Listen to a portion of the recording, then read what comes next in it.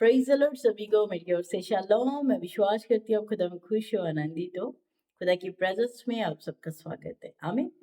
तो आज मैं एक मैसेज लेके आई हूँ आप लोगों के लिए, जो बहुत खास है, अहम है। इसके बिना हम कुछ भी नहीं है। प्रार्थना वाला जीवन, प्रेयर। आपकी प्रेयर लाइफ कैसी होनी चाहिए, आपकी प्रार्थना कैसी होनी चाहिए, आपको प्रार्थना कैसे करनी चाहिए। बाइबल के अनुसार जब हम पढ़ते हैं मत्ती की अंजील में, तो उसमें प्रभु यीशु मसीह अपने चेलों को प्रार्थना करना सिखा रहे हैं। तो आज बस यही टॉपिक मैं लेके आई कि आखिर प्रार्थना करनी कैसी है, हमें ये सीखने की जरूरत है। जैसे बाइबल बोलती है हमें, वैसे ही अपनी प्रार्थना को लेके जाना है। बहुत ज्यादा प्रार्थना, बहुत ऊंची आवाज में प्रार्थना कैसे करनी है, धीरे करनी है, ऊंची आवाज में करनी है, अकेले करनी है, कैसे प्रार्थना करनी है, आज मैं ये बताने वाली हूँ। आमीन, हालेलुया। तो सबसे पहले तो मैं विश्वास करती हूँ कि जो वचन का बीज मैं हर दिन रात 7 बजे इस चैनल के ऊपर दे रही हूँ, बो रही हूँ, आपके जीवनों के अंदर परमेश्वर बहुत कार्य कर रहे हैं आपके जीवनों में। आमीन। बहुत सारे जीवन इन वचनों के द्वारा फलदायक होने वाले हैं। आमीन, हालेलुया। तो आज फिर से ये जो आज रात को ये मैसेज जो 7 बजे आ जाएगा यूट्यूब चैनल के ऊपर, तो इसे जरूर सुनिएगा। और मैसेज जब भी आप सुनते हो, जब तक आप उसे पूरा नहीं सुनते हो तब तक आपको समझ नहीं आएगा। मैसेज को पूरा सुनिएगा, बड़े ध्यान से सुनिएगा। कोशिश करें मैसेज सुने जब आप अकेले हो, तब आप मैसेज को सुने कि परमेश्वर का रूह आपसे क्या बात करता है।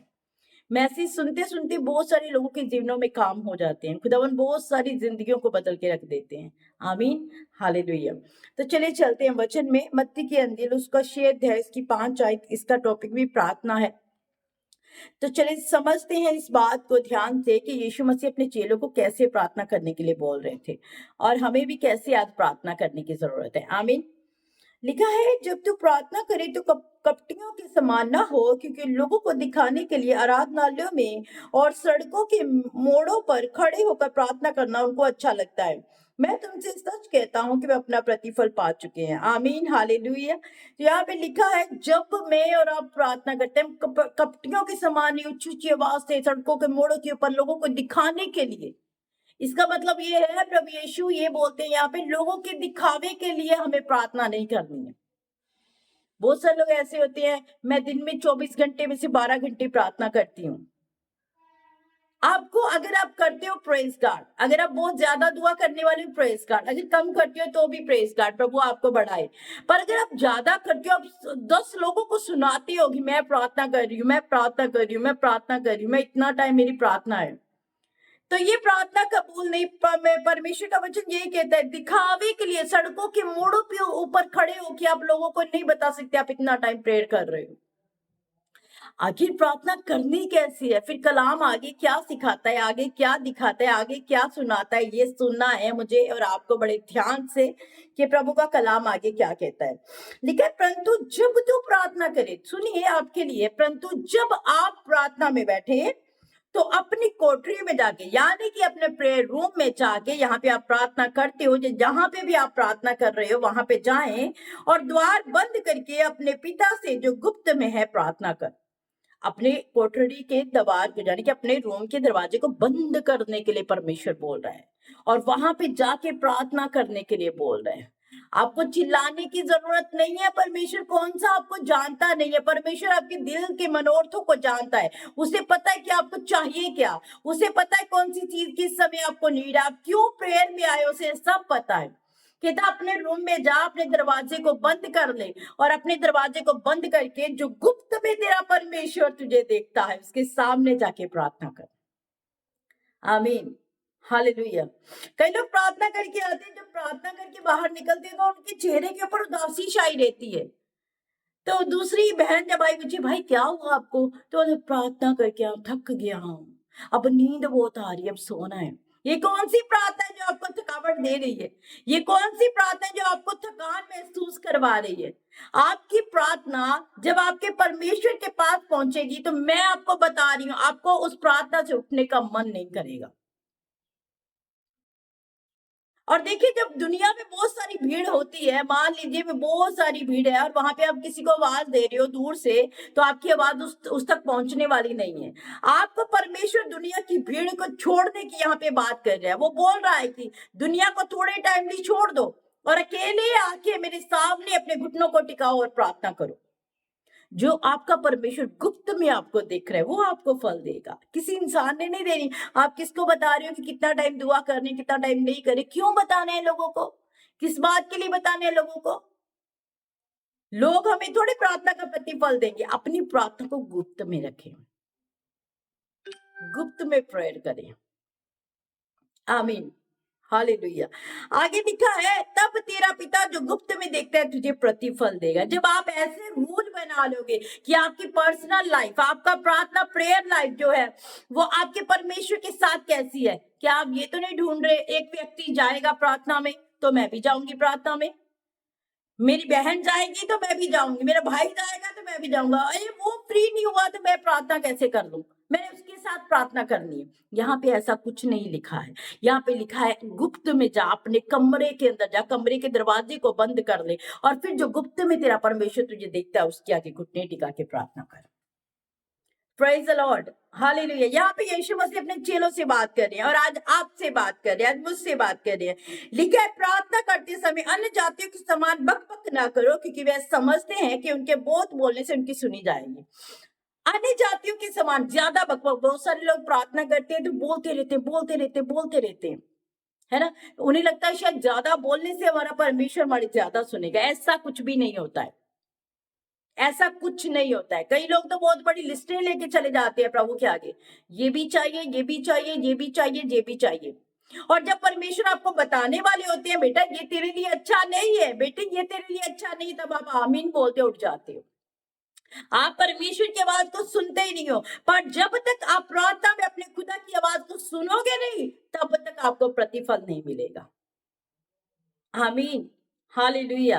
आपको अपने परमेश्वर की आवाज को सुनना पड़ेगा। कैसे? आप पहले प्रार्थना करें बोल के, उसके बाद आधा घंटा साइलेंट हो जाए, शांत हो जाए, चुप हो जाए, किसी की मत सुने और अपने कानों को खोले, आत्मिक कानों को खोल ले। परमेश्वर तेरा आत्मा अब मुझे जवाब दे, अब मुझे आंसर चाहिए मेरी प्रार्थना का, तब आपको आंसर मिलेगा, तब आपकी प्रार्थना जो है फल लेके आएगी। हालेलुया। क्या लिखा? अन्य जातियों के समान बक बक ना करो, बोलती रहना, बोलती रहना, बोलती रहना, अपनी आवाज को शांत कर दे। अब शांति में जाके, अब आराम से जाके अपने परमेश्वर के आगे घुटने टिका ले। वो जानता है आपको क्या चाहिए, उसे पता है आपको क्या चाहिए। आपको बोलने की जरूरत नहीं है। अगर बोल के ही हमें अपने परमेश्वर को बताना है तो अन्य जातियां भी ऐसे ही करती हैं, नॉन बिलीवर्स लोग भी ऐसे करते हैं। हमारा परमेश्वर हमारे हृदय में रहने वाला खुदा है, हमारे अंदर की बातें, बाहर की बातें, सारी बातों को वो सुनता है, जानता है और समझता है हमारे बारे में। हमें बोलने की जरूरत नहीं है। हालेलुया। लिखा है आगे, इसलिए तुम उनके समान ना बनो क्योंकि तुम्हारा पिता तुम्हारे मांगने से पहले ही जानता है कि तुम्हारी क्या क्या आवश्यकताएं हैं। मैं बोल रही हूँ आपको, आपका परमेश्वर आपके बारे में सब जानता है। आप किस टाइम क्या चीज की जरूरत है, किस टाइम किस चीज की जरूरत है, वो सारी चीजों को, सारी बातों को जानता है। उससे बोलने की जरूरत नहीं है। प्रार्थना में ऐसे जाएं कि अपने आप को ज्यादा साइलेंट रखें। अगर मेरी बहनें, मेरे भाई लोग, बच्चे लोग मुझे देख रहे हैं तो मैं आपको बता रही हूँ अपनी प्रार्थना में ज्यादा साइलेंट रहना सीखे, शांति में। ये नहीं शांति में आप सो ही जाओ, नींद आ जाए आपको, शांति में सोना नहीं है। शांति में कोशिश करनी है अपने परमेश्वर के साथ कनेक्ट करने की, अपने परमेश्वर के साथ उस वार्तालाप को शुरू करने की कोशिश करनी है। प्रभु मुझसे बात कर, प्रभु मुझसे बात कर, मैं तुझसे आज बात करना चाहती हूँ, मैं तुझसे मिलना चाहती हूँ। खुदावन जो प्रार्थना मैं तेरे आगे रख चुकी हूँ मुझे उसका उत्तर चाहिए। क्या वो चीज मेरे लिए सही है?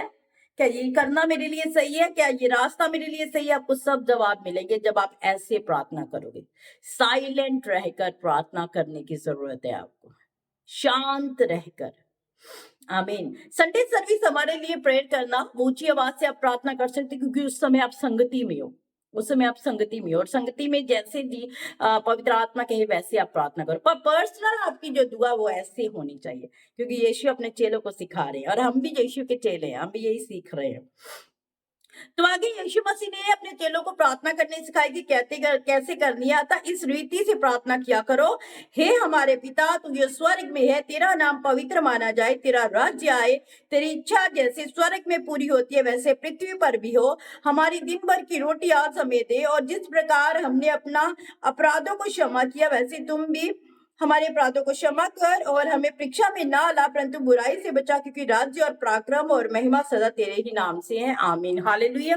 फिर यीशु मसीह की प्रार्थना करके दिखाते हैं अपने चेलों को कि ऐसे तुझे प्रार्थना करनी है। इसका मतलब है कि हम पूरा जो इसका निचोड़ में निकाल रहे वो ये है कि पर्सनल दुआ आपकी ज्यादा बोलने वाली नहीं, आपकी ज्यादा साइलेंट रहने वाली हो, ताकि परमेश्वर आपको उस प्रार्थना का उत्तर दे पाए। हालेलुया। आगे लिखा है, इसलिए यदि तुम मनुष्य के अपराध क्षमा करोगे तुम्हारा स्वर्गीय पिता भी क्षमा करेगा। लिखा है यदि आपके साथ किसी ने गलत किया, आपके साथ किसी ने गलत कर दिया, अगर तुम उसके अपराधों को क्षमा कर देती हो तो परमेश्वर भी आपके अपराधों को क्या करेंगे, क्षमा कर देंगे। अगर आपके अंदर हिम्मत नहीं है किसी को माफ करने की तो आपको माफी नहीं मिलेगी। हालेलुया। ये प्रार्थना हमें ऐसी ही करनी है। हमारे साथ जो गलत करते हैं हर दिन की जो प्रार्थना है, रात को जब दुआ में बैठे प्रार्थना में जाएं, कहें परमेश्वर आज मेरी बहन, मेरे भाई, मेरे अजीज ने मेरे साथ बुरा किया है, प्रभु तेरी हजूरी में मैं इसे क्षमा करती हूँ, मैं इसे माफ करती हूँ।